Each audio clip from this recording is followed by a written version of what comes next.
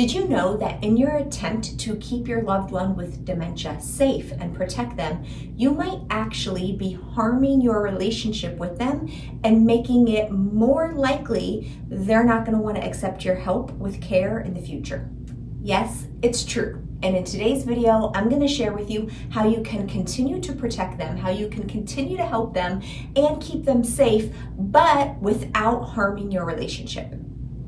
If you care about your relationship with your loved one with dementia, or at the very least, you don't want to do anything that's going to make it even more difficult for you to give care to your loved one in the future, keep watching.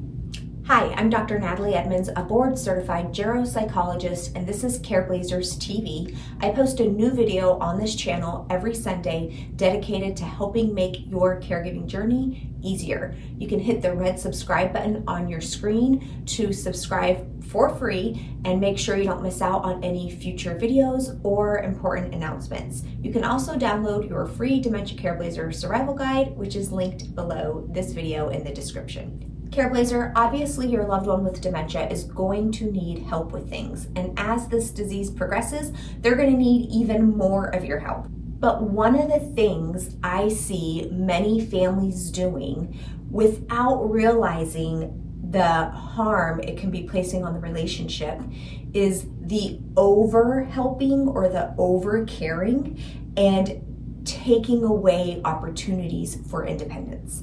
Careblazer, this is what I mean. Your loved one is likely no longer able to make some decisions, but they can still make some decisions, right? Your loved one might not be able to figure out and decide who should come fix a home repair, but they might be able to decide what they want to eat that day or what show they want to watch on TV. Your loved one at some point may no longer be able to manage their finances, but perhaps they can manage $5 a day or $20 a week. Perhaps they can help you decide which out of 2 charities to send a donation to. Perhaps they can hand the cashier the cash for the purchase, or put the credit card inside the machine, or leave a tip at the restaurant. The basic message I want to relay here is just because your loved one is having trouble or difficulty in an area does not mean you have to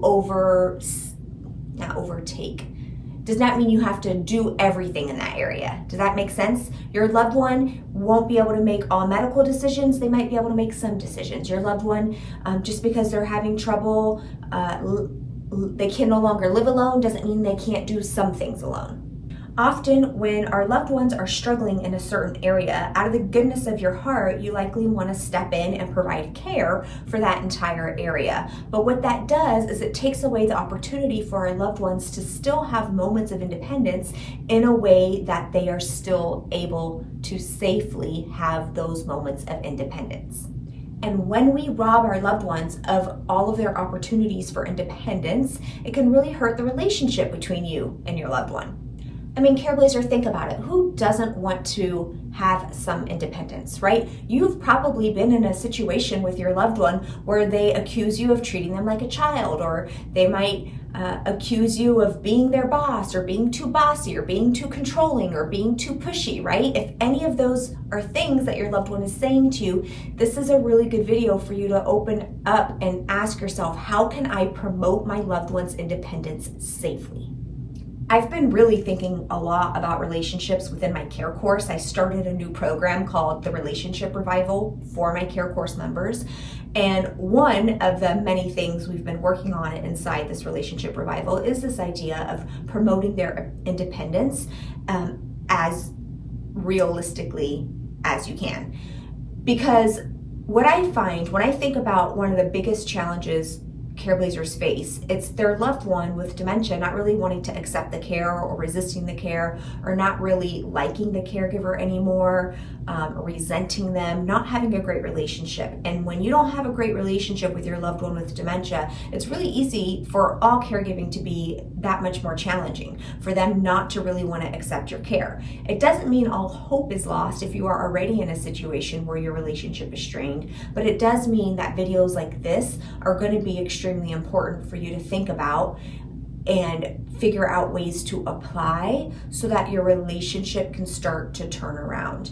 Careblazer, your loved one is going to need a lot of help throughout this caregiving journey, but in many ways, we need to be creative in the way we offer that help, and don't ignore ways that your loved one can still do things on their own. They might need a little bit of extra help from you in doing it, and preferably you could offer that help in a way where you're not highlighting the fact they need the help. But in this very basic message for today's video is, even if your loved one is struggling in an area, there are likely still aspects of that area that they are able to do.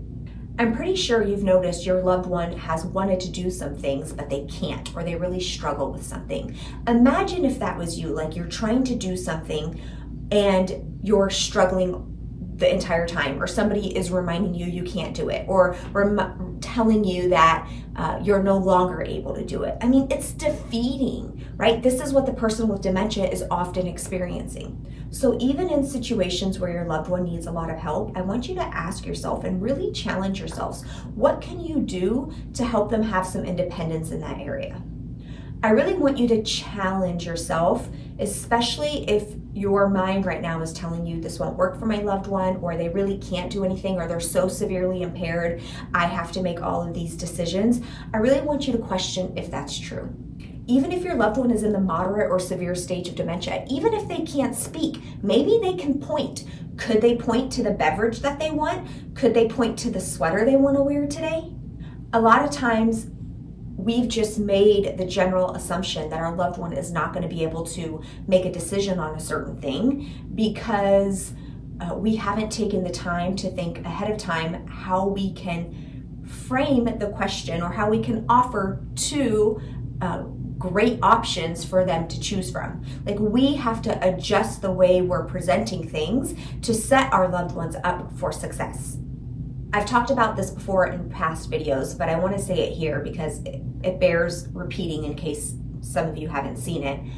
I'm not saying to just let your loved one make any decision they want, right? You're going to have parameters. What I am saying is be creative in how you come up with opportunities for them to make some decisions, right? So for example, if it's about a meal or lunch, you could give two examples, give two options, right? But make sure they're two options that are realistic for you, that you can easily whip up just as easily, right? You're not giving them an option that doesn't exist or be really difficult for you. You're also just not giving an open-ended situation where they can tell you they want a bag of Oreos for lunch, right? So you're going to use your sound judgment here. Also, when I'm talking about this idea of like over caring, over helping, please do not take this to the opposite extreme where you think your loved one can do more and they're just purposefully not, because you think they're just trying to be lazy or they're just trying to get away from it. That is a whole different video, and that has nothing to do with this video. Please don't take this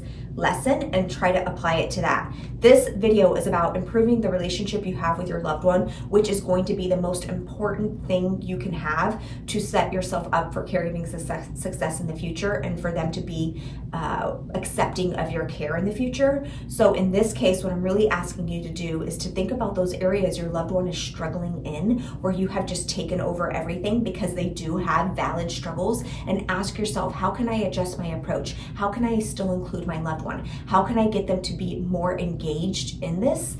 And then just experiment and be creative in how you come up with those options. I believe in you, Careblazer. I know that you are going to come up with some really great creative ways. I'd love to know what your thoughts are about this. If you think you've been maybe over caring or over helping, maybe making all the decisions because they struggle with some decisions, let me know in your thoughts in the comments below. I look forward to reading them. And I'll be back next week with another video. As always, if you haven't downloaded your Careblazer survival guide, you can do that below. All right, keep up the great work. Bye.